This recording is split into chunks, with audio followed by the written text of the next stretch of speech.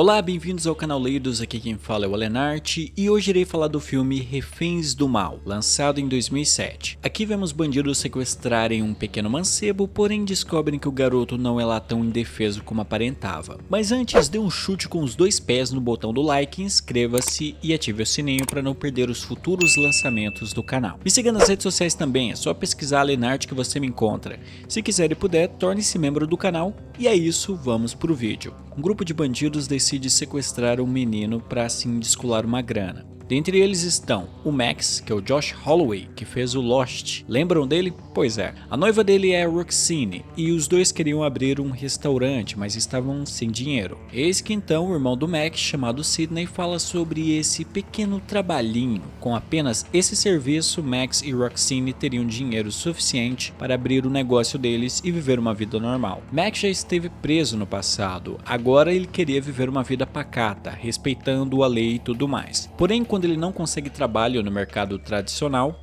ele decide aceitar a proposta do irmão. Além dos três mencionados, junta-se à gangue mais um indivíduo chamado Vince. O plano era simples, havia um contratante que estava por trás de todo o esquema do sequestro e os quatro iriam apenas sequestrar o garoto chamado David, que era o filho de uma mulher bem rica. Eles negociariam o resgate com a mãe do menino, pegariam o dinheiro e seguiriam com a vida deles. O que os bandidos não imaginavam é que David não era um garoto como todos os outros. Não, havia algo terrível em relação a este menino. Era a época do Natal e os bandidos aproveitaram que seria a festa de aniversário do David e assim o Max consegue se infiltrar na festa vestido de Papai Noel para raptar o menino. E eles deixam um recado para a mãe de David informando que o filho dela foi raptado. A primeira parte do plano foi um sucesso. Em seguida, os bandidos levam David para uma cabana que fica em um lugar isolado, permeado por neve. De lá, eles entrariam em contato com a mãe do menino para negociar o resgate. Uma coisa que eu me perguntei ao longo desse filme é por que tem tanta gente envolvida no sequestro. Tipo, umas 2 pessoas já dava para executar a ação muito bem, mas não, tem 4. E eles não têm funções bem estabelecidas ali. Parece meio desnecessário ter tantas pessoas no mesmo local, sabe? Porque, ok, até 3 indivíduos eu consigo entender, tipo o Max, o Sidney e o Vince. Agora a Roxine não tinha por que estar ali. Ela está se colocando em risco sem ter nenhuma função para o grupo. Fora que a presença dela naquele lugar só gera problemas mais à frente. Principalmente porque ela vai se apegando ao David, mesmo o Max deixando claro que ela não deveria fazer isso. O primeiro problema acontece na manhã seguinte, quando Vince nota que sua insulina sumiu. Ele acha que o menino tenha sido responsável, e como ele precisava de mais insulina, teria que ir à cidade comprar mais. Só que isso não era o pior. David vê a cara de seus sequestradores quando inexplicavelmente deixa seu quarto que deveria estar trancado. Isso era muito ruim. O menino a essa altura conhecia o nome de seus sequestradores, pelo menos o primeiro nome, né? E também tinha visto o rosto deles. Com tudo isso, talvez os sequestradores não tivessem outra alternativa senão eliminar o garoto. Bom, acontece que Max e Vince vão à cidade para comprar mais insulina. Enquanto isso, Sidney e Roxine ficam na casa.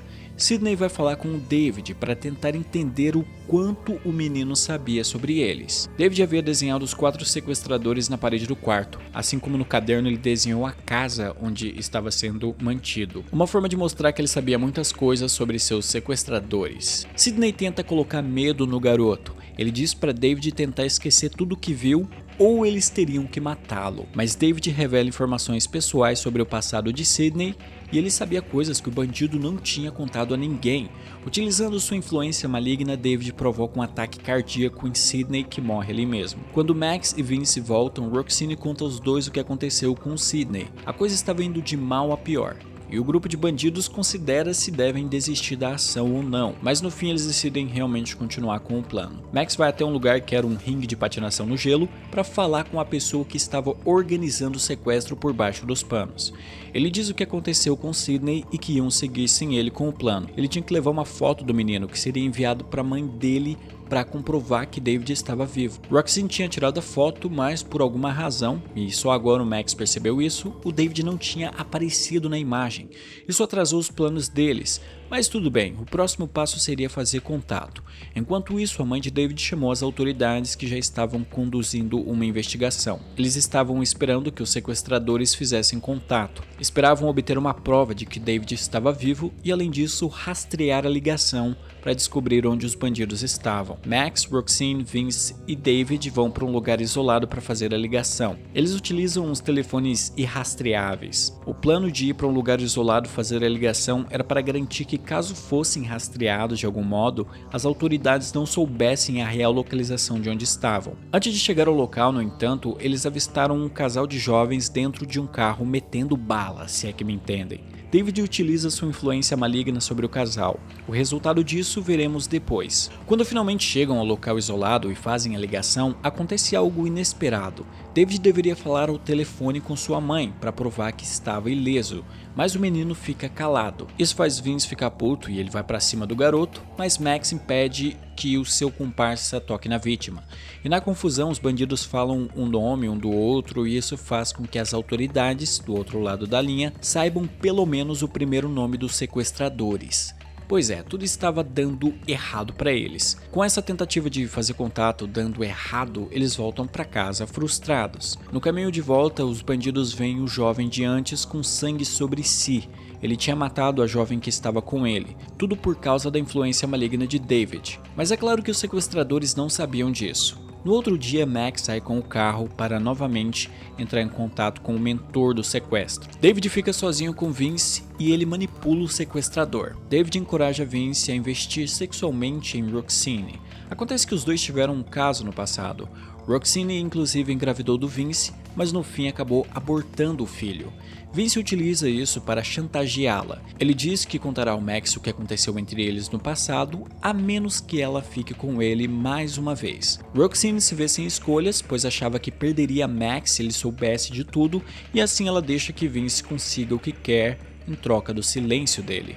Enquanto isso, Max estava na cidade. Ele falou mais uma vez com o mandante do sequestro, e dessa vez a pessoa pede para que ele mate o garoto, pois devido ao excesso de erros, o plano tinha se tornado insustentável. Mas Max não estava disposto a matar David. Por fim, o homem do outro lado da linha marca um encontro presencial com Max no dia seguinte, que aconteceria no lugar o qual Max planejava transformar em um restaurante no futuro. Antes de voltar para casa, Max vê um homem que ele desconfia estar trabalhando para o mandante do sequestro. Ele persegue o homem a fim de ter uma pista sobre a verdadeira identidade do mandante, mas isso não só não acontece, como o homem morre na frente de Max. E essa morte foi causada pela influência de David. Após manipular Vince a chantagear Roxane, agora David diz ao bandido que irá contar ao Max quando ele chegar o que Vince fez com a mulher dele. Cansado dos jogos do menino, Vince decide dar um fim no garoto. Ele leva David lá fora, mas tem uma coisa, o garoto do mal era capaz de controlar cães negros que matavam as pessoas que David não gostava, e ele utiliza um de seus cães para assustar Vince, que corre por um lago congelado. Aí o gelo quebra e o sequestrador cai na água e morre. Roxane aparece logo em seguida e leva o David para dentro da casa. Ela ainda não tinha sacado que esse menino era encapetado, né? Max volta para casa e descobre que Vince morreu. Além disso, ele também descobre que Roxane tinha lhe traído com Vince. Putaço com tudo isso, ele decide sair dali e ir para o restaurante, onde no dia seguinte encontraria a pessoa que havia esquematizado o sequestro. Roxane fica sozinha com David na casa. E aí acontece uma coisa que... Assim, o roteiro desse filme não é lá muito bem desenvolvido. Tem várias incoerências, mas esta aqui eu achei demais. Seguinte, tinha dois policiais investigando o caso, e aí criou uma rixa entre este agente chamado Miles e o outro policial que estava conduzindo a investigação. Aí quando o Miles recebe uma pista de onde poderiam estar os sequestradores, ele decide ir sozinho no lugar. Cara, se você é um policial, sério que você vai sozinho num lugar onde tem sabe-se lá quantos criminosos e a vítima, correndo o risco de ocorrer uma confusão que pode pôr a vida do refém em perigo? Aparentemente o Miles achou isso uma excelente ideia. Óbvio que deu ruim e ele acabou morrendo ao tomar um tiro da Roxane, que foi influenciada pelo David a tirar a vida do policial. Max finalmente encontra o mandante do sequestro e descobrimos que a pessoa que organizou tudo isso era a mãe do David. A mulher melhor que ninguém sabia que seu filho era um ser maligno. Ela diz ao Max que David matou o próprio pai e a babá dele, que é uma cena que inclusive acontece no começo do filme. Nós vemos a babá sendo atacada por uns cães negros e ela foge deles e acaba sendo atropelada. A maldade de David crescia a cada dia e a mãe dele sabia que precisava pará-lo antes que fosse tarde demais. Cara, deve ter uma forma mais simples de tentar dar um fim nesse capirotinho do que tentar montar todo um esquema de sequestro, mas tudo bem. O que importa é que a mulher diz que Max precisa matar David, pois o menino é puro mal. E se o protagonista fizesse isso, ele iria receber também o pagamento que poderia usar para construir uma vida nova com sua noiva. Max, mesmo ouvindo tudo isso, se nega a fazer o que a mãe de David havia lhe pedido. Quando ele volta para casa, no entanto, ele descobre que David havia utilizado sua enorme capacidade de persuasão para manipular Roxine. David havia convencido Roxine de que ele é um anjo e de que Max estava querendo matá-lo, e se Max fizesse isso, ele iria para o inferno por toda a eternidade. Roxine deveria salvar a alma de seu noivo, matando-o antes que ele pudesse fazer esse terrível mal que seria matar David. Assim, quando Max chega em casa, ele é recepcionado por um tiro que Roxine dispara com a espingarda. Max consegue escapar do tiro e ele entende que David era o responsável por isso e decide dar um fim no garoto. Aí começa uma perseguição pela casa. Max vai atrás de David e em determinado momento pensa ter disparado no menino, mas ele descobre que aquilo foi uma ilusão criada por David e que na verdade ele atirou em sua noiva. Após isso, David tenta utilizar seus poderes para manipular Max para que o protagonista tire a própria vida. Max, no entanto, se mostra não tão influenciável e resiste aos poderes de David. O garoto foge e Max corre atrás dele. Ambos saem em disparada pela floresta, e lá fora, David não estava sozinho. Ele trouxe seus cães infernais para lhe proteger, e criou ilusões para tentar dissuadir Max do objetivo de matá-lo. Porém, Max, que agora tinha um machado em suas mãos, ao ser atacado pelos cães de David, apenas atirou um machado contra o garoto e o acertou em cheio.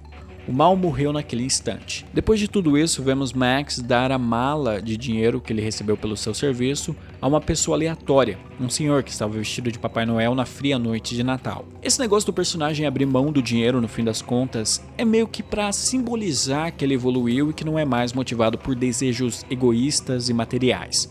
Mas eu vou dizer, eu sempre acho isso uma bosta. Pega o dinheiro, cara, resolve sua vida e ajuda algumas pessoas no processo, brother. Enfim, este foi Reféns do Mal. Um filme com uma ideia interessante, mas falha no desenvolvimento dessa ideia e entrega algo genérico e com um final bem qualquer coisa. É isso por este vídeo, galera, nos vemos no próximo e tchau.